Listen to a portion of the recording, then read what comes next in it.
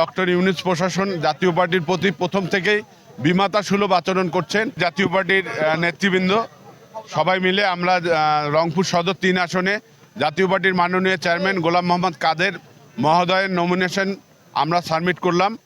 আমরা রিটার্নিং অফিসারের কাছে আমরা সাবমিট করিনি এই কারণে যে ডক্টর ইউনূস প্রশাসন জাতীয় পার্টির প্রতি প্রথম থেকেই বিমাতা সুলভ আচরণ করছেন।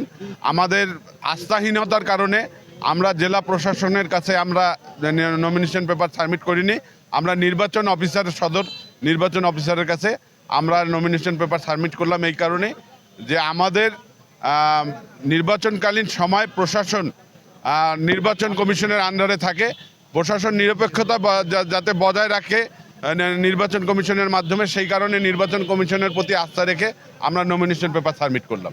ভোটের পরিবেশ যদি আমরা অনুকূলে না থাকে, লেভেল প্লেইং ফিল্ড যদি না থাকে, তাহলে আমাদের পার্টির চেয়ারম্যান বলেছেন যে আমরা সিদ্ধান্ত নিব আমরা নির্বাচনে থাকবো কি থাকবো না।